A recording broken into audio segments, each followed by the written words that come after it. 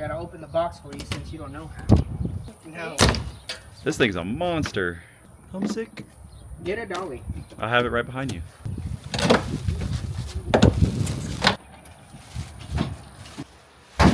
Dang.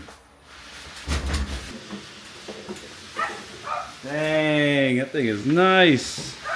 Today we're going to be taking a look at this Humsienk vertical 314 amp hour, 16.1 kilowatt hour, 48 volt lithium iron phosphate battery. This battery can support 200 amps of output, has a smart BMS with Bluetooth, RS-232, RS-485, and CAN, so it can communicate with a lot of different inverters on the market, and it can also parallel up to 15 of these and they will all communicate, and that'll give you a total system size of 241 kilowatt hours. You also get a nice LCD screen right here on the front, and it's a vertical battery, so it's very skinny. It is a little bit tall, but it's gonna make it really nice. You can push this thing up against a wall and it'll be out of your way. So in today's video, we're gonna be testing this thing, reviewing it. We're gonna do a full capacity test, we're gonna do a teardown, and we're also gonna do a stress test to see if we can pull 200 amps out of it. And Humsienk is kind of known for budget batteries. I've tested some of their 12 volt batteries, and then pretty recently, we've been testing some of their 48 volt batteries. So we did a full review on their server rack battery, and this thing did amazing. And when I made that video originally, that was one of the cheapest server rack batteries you can get on the market, and it had great performance, and a lot of people bought them and said they had good luck with them. And I'm still using mine, and it's been amazing. I've had zero issues with it. It's been cycling, powering my house every day for a few months now. And then I also tested their 100 amp hour vertical battery. So this is pretty much like a server rack battery that's kind of repackaged a little bit differently, and it's made to sit vertically, not in a server rack. And this is essentially the next step up from that. They also have a 300 amp hour version of this battery. So there is another large vertical battery that they sell, but this is the biggest one that they currently make right now. So yeah, as you guys can imagine, I was pretty excited to finally get my hands on one. I've actually been waiting on this battery for about 3 months, and we finally have it in our hands to test. I'm gonna bring you guys in closer and give y'all a better look at the screen, as well as all the inputs and outputs that we have on this. So right off the bat, you get a nice LCD screen, and this is exactly the same screen that is on their 100 amp hour wall battery. Let me go ahead and peel that off. And there is a ton of information in the screen. It's very easy to read. If you go to pack, you pretty much get all the information you want. You can see your state of charge, your min-max cell voltages. This BMS is an active balancing BMS, so this will actively balance your cells instead of passive balance. Active balancing BMSs are starting to become a lot more common. They used to not be common at all, and a lot of them are just using passively balancing BMSs, but the active ones are able to keep the cells a lot better balanced. And this battery's active balancer is built into the BMS, because I've seen another battery teardown where the balancer was actually separate from the BMS, and I'm gonna show you guys all that when we open this up. This is gonna show you all your individual cell voltages. If you had any sort of alarm or protection status triggered, you would be able to see it right here. You can also graph usage and power of the battery, so that's really cool. I've never actually used this on any of the other batteries, but it is a nice feature that some people might want to use. Right here is where you're going to set your communication protocol. We will test that in this video and let you set your CAN or RS-485, and then also what type of inverter you're using. You can also change the language. So very simple, and it gives you everything you probably want to know about this battery. We're on the left side of the battery. We have our main power button here, so you're going to click this on. It's going to turn the BMS on, as well as the screen. These are all your communication ports with watertight caps. This is IP54 rated. Nice handle right here to be able to help move the battery. We have 2 negative and 2 positive Amphenol style connectors. And then right here, we have a nice large 200 amp breaker with a cover. So that's pretty cool. And you also get another handle, and both of these fold. Here's the back of the battery, nothing really to see there. Here's the other side, we get our product label, 2 other handles. Actually, there's a threaded insert right here. So there's actually one on each side, and I believe that's gonna allow you to attach brackets right here if you wanna affix it to the wall. That way this thing can't tilt. This battery is very heavy. This thing is almost 300 pounds. But what's really nice is the casters this thing comes with. But real quick, I want to show you how easy it is to actually position this battery and move it around. Now I will say, when you're moving this thing around, be really careful, because it is easy to tilt it forward or back and have it fall. So just be mindful of that when you're setting this thing up and moving it around. But once you get it in the position you want, you get these really heavy duty metal casters. So this is actually a metal cast piece. You have the wheel right there. And if you guys notice, there's a little thing you can turn here, and there's also a rubber foot. So what you do is, once you get this thing in place where you want it, you simply take this little wheel, turn it with your finger, and it's gonna actually press the foot to the ground, and it's gonna secure the battery in place, just like that. And this is a rubber material, so that's not gonna slide. It's gonna be affixed to the ground, and you're gonna be good to go. You're gonna be plenty safe. You're gonna do that to all 4 corners, level the battery how you see fit, and that's it, you're ready to go. Dank, what do you got on your foot, boy? Along with the battery itself, you get your user manual, you get your positive lead with Amphenol connector on one end, and a very nice ring terminal, which is nicely crimped and heat shrinked on the other end. And I have to say, the cables they include with this feel very nice. They feel like they're a silicone wire, so they're very flexible, and they appear to be, oh, it says right there, 2-gauge wiring. So that's amazing when they give you cables with this, because if you had to buy these separate, you're gonna have to spend probably at least $50 to get this exact style of cable with these connectors on there. There's your negative one right there as well. You also get your communication cable. This is gonna allow us to hook it up to the inverter or another battery to get our comms working. We also have a little baggie of hardware. These are how you're gonna mount your little wall brackets here to the wall. Kind of like I was showing you guys before, we're gonna take our bracket, that's gonna screw to the side, and that's just gonna give you a little bit extra safety and peace of mind. That way this thing cannot fall over. And at the time of making this video, this battery is selling right now for $1,899, making it smack dab right in the middle of the budget large capacity batteries that we're kind of seeing on the market. Now, obviously, just doing a review on a new battery is only going to tell us so much, and I do plan on actually cycling this battery. I'm going to rotate out some of my other batteries, actually put some cycles on this thing and test it for a few months to see if it actually holds up. Let's go ahead and get this thing fully charged up so we could test the capacity. And real quick, I'm going to give you guys the dimensions, because if you're watching this at home, it's kind of hard to see how big this thing actually is. I couldn't really tell by looking at any other videos or the pictures. We're at about 25 inches wide, 32 3/8 inches tall, and if you go from the floor up, it's actually 35.5 inches tall, and it is 8.5 inches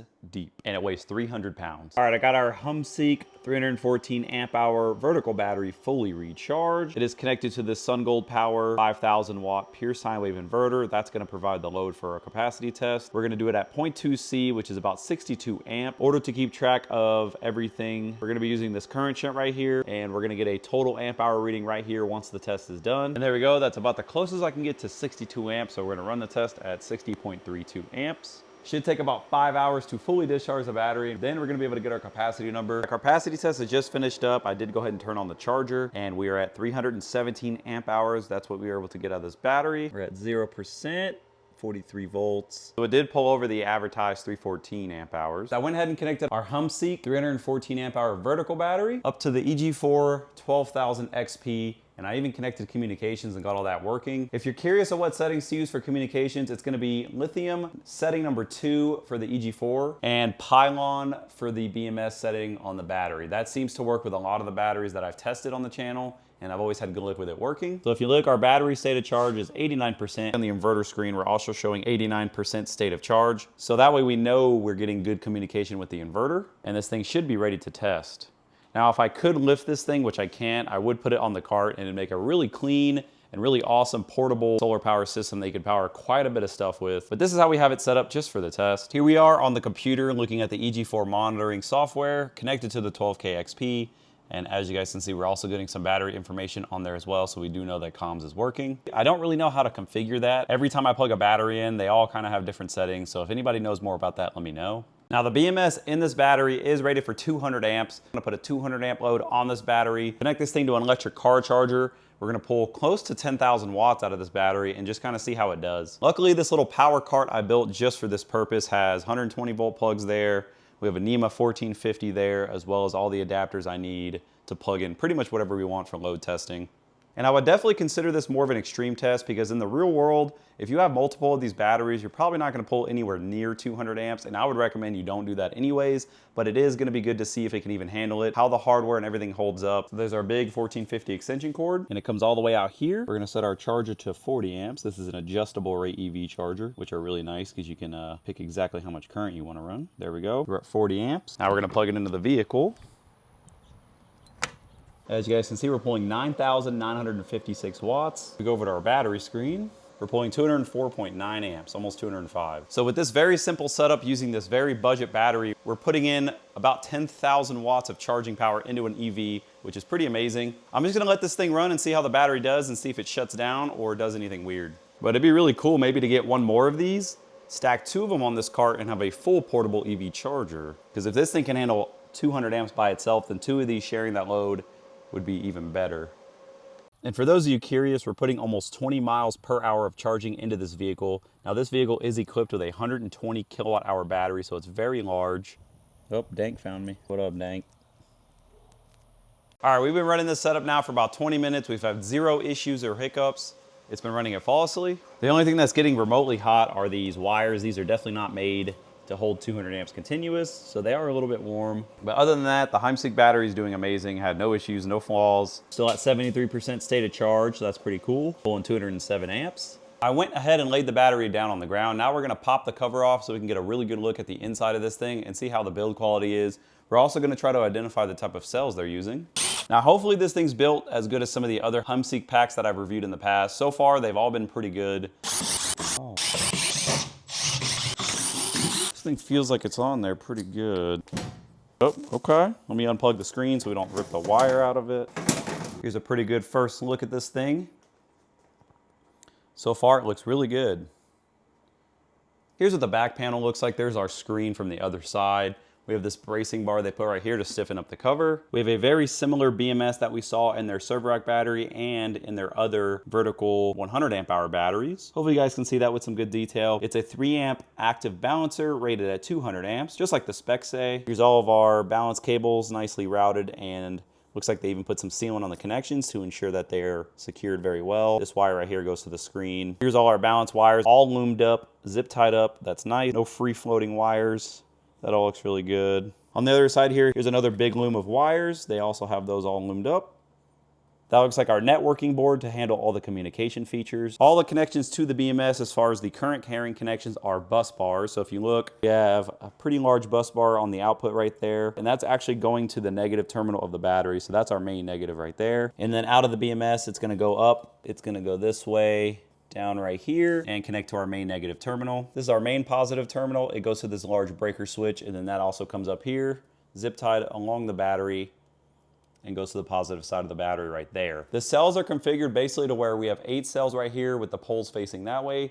We have another 8 on that side. The poles are facing the other way. This is a bar right here to connect the 2 8-cell batteries to make the 16-cell connection right. There's a little sticker right there telling us more information, 51.2 volts, 314 amp hours. And I would say the build quality of these batteries is amazing, especially given that these are very budget-minded batteries. So what's holding the main actual cells in place, as you guys can see, we have the 2 stacks of 8. Those have their own bars that are compressing the cells, and there's also some fiberglass sheeting that's gonna insulate everything. And those are bolted into the case themselves. So you kind of have 2 layers of rigidity. You have the case itself, and then you have these bars giving it even more rigidity and securing the cells in place so nothing can move around. We have nice thick bus bars right here. You can see the M8 bolts that secure everything together. They're bolted together. They're not welded, so that's pretty interesting. You can see our balance wires right here, also bolted with the same bolt that holds it to the main lug. There's a temp sensor right here directly touching the cell. Overall, it's a very clean layout. I really like that. Now, unfortunately, I'm not gonna be able to see much as far as the cells without having to take this entire battery apart. So if anybody knows what kind of cells they're using in this battery, please leave a comment. But as you guys have seen from all the testing we've done, they do appear to be pretty good quality cells. And I believe the last 2 batteries from Humsienk that we reviewed had really good cells in them. And this is where our main connections are, kind of like we showed before. There's all our communication wiring. There's our main power button right there. There's our main breaker. That just goes straight to the outside of the battery. Now, as far as serviceability, this all appears to be pretty easily serviced. You would have to take the battery completely apart to do any sort of real servicing, but you could definitely replace the BMS.